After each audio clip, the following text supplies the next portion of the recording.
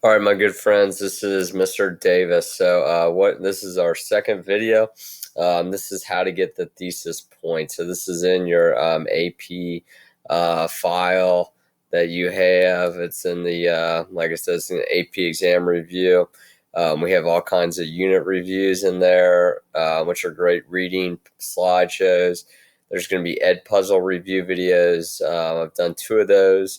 Basically, what those are, just reading, just watching some Heimler history videos and either looking at notes that I put into the video or answering multiple choice questions. And then we're going to break down the DBQ, like every step. I'm going to try to make a video for every step. So I've already made a contextualization video. Now here is how you get your thesis point. Now, you've seen this before. If you watched the last video, you've seen this. This is a rubric that a teacher made, how you get all your points.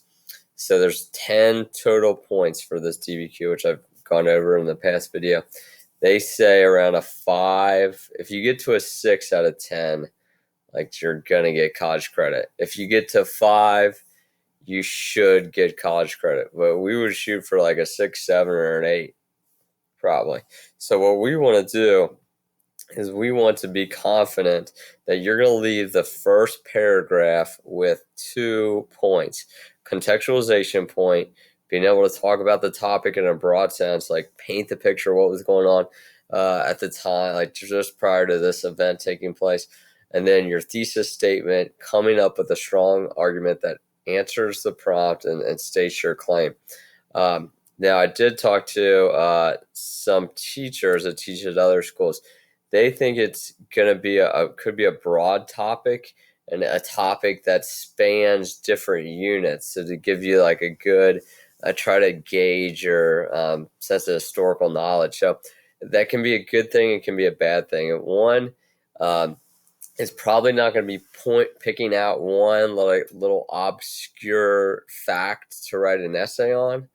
But 2, it might test your knowledge about like a general topic over the course of 700 years. It might say, explain how trade routes have adapted from 1200 to 1900, or explain how governments have consolidated power to build empires, that kind of stuff. So it could be something really broad, but we're going to talk about how to be specific in your thesis statement. All right, so I've also included a PowerPoint that we looked at the beginning. We worked a lot on thesis statements at the beginning of the year. So hopefully now we know how to write a good thesis statement. But I came up with a mathematical formula. It's just really cut and dry on how to make your thesis statement. The good thing, if you do it this way, if you can figure out how to do it this way, is the reader who's going to be reading your essay is going to be able to pick out your thesis statement like that, and then they decide whether you have a good one, or that doesn't necessarily have to be quote unquote a good, like they believe your argument's going to be right, but you've done it the correct way, where you've set up what you're going to be arguing about and you've answered their question. All right, so the formula is although x, comma, a plus b, sometimes c might have another piece of evidence, therefore d. And x is the counter argument, a and b is evidence, d is what you're going to argue. So let me just run through this here. And this one thing I said is online education, or something to do with the pandemic. So we'll just do like social distancing would be a topic, like something like social distancing, such as it's good for people, it's harmful. So I say, although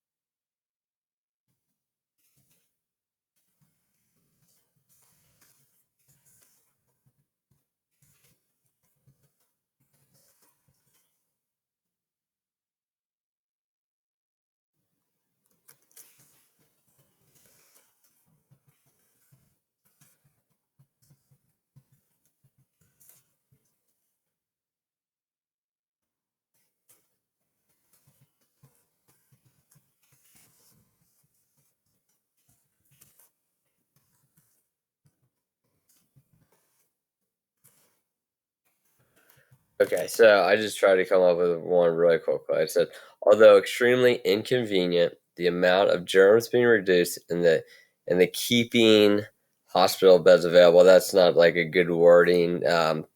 You would say something about like uh, make it like being able to like not overrun hospitals with sick cases. Social distancing has to continue for at least 4 more weeks. So my counter argument against me is that social distancing is very inconvenient. But my argument is that it's got to go on for 4 more weeks. That's not necessarily my opinion, like my quote unquote opinion. That's just what I am doing. Or I just want to, yeah, that's my thesis statement here. So the one we had was in the 13th century, please analyze the political and economic impact of the Mongols on world history prior to the age of exploration. So you need to answer the whole question. They're going to give you like two things, maybe three. So this one gives you two things to analyze: the political and economic impact of the Mongols. Um, they're more than likely going to be a variation of spice terms: society, political impacts, environmental impacts, cultural impacts, etc. But this is huge right here, so I'm just going to blow this up right now. Do not use vague spice terms in your thesis. Do not say, don't say the trade routes changed the world politically, comma.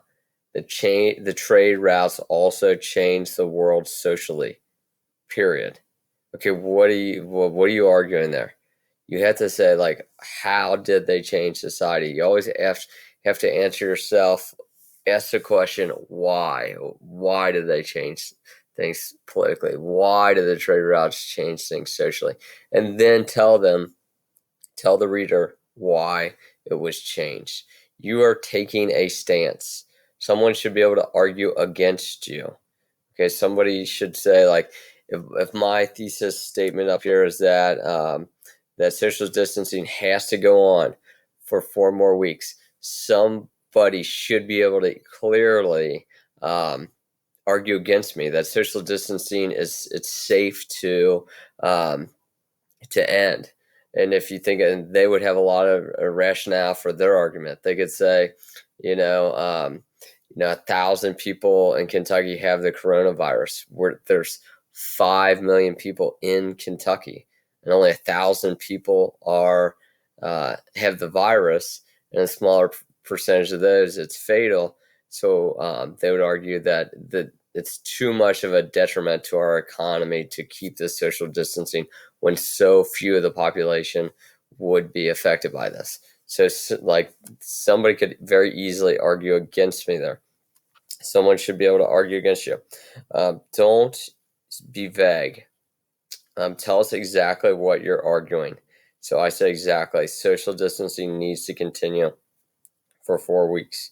Don't say a lot, many, very large, huge. Just get to the point, and like just just get to the point. These are just they just cross those words out. Um, so let's look at the. So this one was if this was the official prompt from last year's DBQ. It would have came from this year's Unit 4. It's talking about the Indian Ocean Trading Network. And it's a pretty simple thing here. It says evaluate the extent to which the Portuguese transformed maritime trade in this prior to the 16th century. I apologize there. I'm just trying to do too many things. I'll just start over. Evaluate the extent to which the Portuguese transformed maritime trade in the Indian Ocean in the 16th century. Okay, what are they asking you? So this is the really wordy question. So put it in layman's term quickly. What are they asking you? What they're asking you is how did the Portuguese change trading in the on the Indian Ocean? So that's what you have to answer. Transformed maritime, so ship trade, sailing trade in the Indian Ocean. Okay, a valid thesis. This one was officially accepted last year. Follow the same format. Okay, although the Portuguese were newcomers to the Indian Ocean, the utilization of their technology and the passion of Prince Henry the Navigator led them to become a major trading force inside the Indian Ocean network. Therefore, the Indian Ocean trade will forever be changed as future Europeans follow their lead into these uncharted waters. Okay, so my although section, my counter argument against me was although the Portuguese were newcomers to the Indian Ocean, so they were newcomers. Then you could say because they were newcomers, they weren't going to have a big impact. But then my evidence for their impact was the utilization of their new technology and the passion of Prince Henry the Navigator led them to become a major trading force in the Indian Ocean network. Therefore, the Indian Ocean will forever be changed. So that's kind of what I'm arguing here is that they are going to become a major trading force because they're going to start using new technology. They're also going to have a politician behind them that's going to fund all these sailors. And because of these things, now they're going to be a major force as well as they're going to open up the door for other Europeans. So this would be an acceptable thesis statement. You'd be coming out of the first paragraph, hopefully, with 2 points there. Okay, so a huge tip / no. Like I said before, do not use spice words and think it's going to be good enough. Don't say the Portuguese changed the Indian Ocean politically and economically. That won't get you the point. They'll kind of all laugh at that thesis statement. It changed the Indian Ocean politically because, so I just went down here. How did it change it politically? How did it change it economically? So for politically, you could say Europeans will send in more and more troops and sailors and will start colonizing parts of the Asian world, which will have lasting impacts to this day. Okay, ask yourself, does that sound better than the Portuguese change the Indian Ocean politically? Yes, this sounds a lot better. You also have more to argue. The Europeans will send in more and more troops and sailors and will start colonizing parts of the Asian world. Okay, and then economically, I said in some areas, local leaders will allow the Europeans to trade with and tax their own people. This will give the Europeans an economic advantage over many of their Asian trading partners. Okay, so that sounds a lot better than it impacted them economically. Okay, so be specific. Give facts in your thesis statement. Now, going back to this, I've often stated that your thesis statement can be a couple sentences. So, like, this looks like just like one sentence here. But what you can do here is although X, and then you can put your evidence, and then your last sentence, your second or third sentence in the thesis can be your like official argument. Okay, so I don't know if I did this here, but I could, like, as far as social distancing, I would have tons of things to argue. So I could throw in another piece of evidence, then hit a period, and then this could be my like official argument that social distancing has to continue for at least 4 more weeks. And so what I mean by doing that is you do not need to, like, don't think that this just means you just have to write a one sentence thesis. Now, you could get a point for just having a one sentence thesis, but it can be a little bit more, it can be longer than this formula. But this is a really good way to set up your thesis, and it's going to show the readers exactly where your thesis is. Okay, so hopefully you come out of the gate with 2 points, and then you're rocking and rolling. Also, sometimes you hear some writers say, your thesis can come at the end. It can, but for this essay, you just want it to, let's just get the thesis down. And then I feel like if you put your thesis at the end, like, you really have to kind of go out of your way to get your argument to the thesis statement. Whereas if you put the thesis statement at the beginning, it just kind of leads your essay off. So you'd have your opening paragraph, and then with your context and your thesis statement, and then we'll start talking about next about how to use the documents in what we would consider body paragraphs. So I will stop it here.